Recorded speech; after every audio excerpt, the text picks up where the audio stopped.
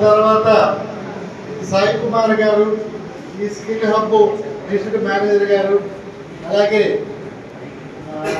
స్థానిక నాయకులు, మా కేంద్ర మంత్రివర్యుల తాలూకా స్వయాన మేనమామైనటువంటి నాకు మిత్రులు కూడా రవివర్మ గారు, అలాగే ఆ పక్కన ప్రసాదరావు గారు, వీళ్ళంతా నేను శ్రీకాకుళం విమెన్స్ కాలేజ్ చేసి ఇక్కడికి వచ్చాను కనుక వీళ్ళంతా అందరికీ నమస్కారం. బయట ఎవరైతే జాబ్ మేళాకి వచ్చిన వాళ్ళందరూ కొంచెం లోపలికి రావాలి. వేదిక పైన ఉన్న ఈ జాబ్ మేళాకి వచ్చిన వివిధ హోదాల్లో ఉన్న అధికారులకు మరియు 30 కంపెనీస్ వచ్చిన హెచ్ఆర్ డిపార్ట్మెంట్ వారికి, నా ముందున్న మీడియా మిత్రులకు, నా తోటి వచ్చిన నాయకులకు, పోలీస్ డిపార్ట్మెంట్ వారికి పేరు పేరుగా నమస్కారాలు తెలియజేసుకుంటూ, నా ముందున్న జాబ్ మేళాకి వచ్చిన యువతులకు అందరికీ ఆల్ ద బెస్ట్ చెప్తున్నాను. ఎందుకంటే చాలా తక్కువ మంది వచ్చినట్టు ఉంది నాకు తెలిసినంత వరకు. అయితే చాలా తక్కువ మంది వచ్చున్నారు. సుమారుగా 1000 జాబులు ఉంటే మీరు ఎంత తక్కువ మంది ఎందుకు వచ్చారు నాకు అర్థం కావట్లేదు. ఎక్కువ రావాలి. మీకు ఒక విషయం తెలియనట్టుంది.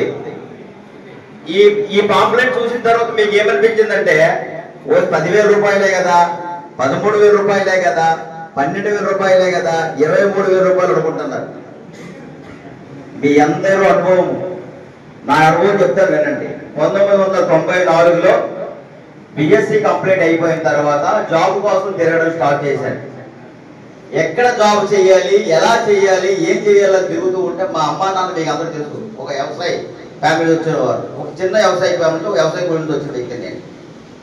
వాళ్ళు కూడా మా అబ్బాయి బిఎస్సి వరకు చదివాడు, ఉద్యోగం కావాలని చెప్పేసి తిరగని వాళ్ళ దగ్గరికి దగ్గరికి తిరిగారు.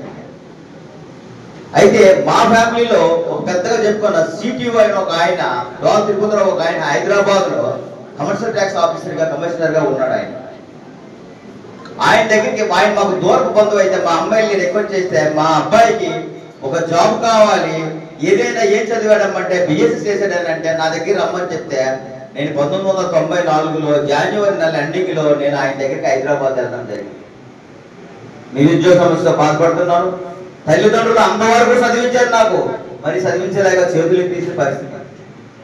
1 ఎకరా భూమి చేసేవాళ్ళు, దాని మీద వచ్చి ఫలసాయంతో తినేవాళ్ళు. మా నాన్న మా అమ్మ కష్టపడి నాకు రోజుకి 7 రూపాయలు ఇచ్చి నాకు నర్సంపేట ఇంటర్మీడియట్ చదివితే నర్సంపేట పంపించేవారు. తర్వాత డిగ్రీ చదువుతానంటే డిగ్రీ పంపించి చాలా ఇబ్బందులు పడుతుండేవాళ్ళు నా ద్వారా. అలాంటి ఫ్యామిలీ నుంచి వచ్చిన వ్యక్తిని. మీ అందరికీ ఇది ఒక మంచి ఇది. అయితే ఏం చేయాలని ఆయన దగ్గర హైదరాబాద్ వెళ్తే, ఆయన దగ్గర నేను కూర్చుంటే 2 months నాకు ఆయన వచ్చారు. ఏప్రిల్ నెల మొన్న ఇదైంది కదా, ఓలీ అయింది కదా, ఓలీ కూడా హైదరాబాద్ లో 1990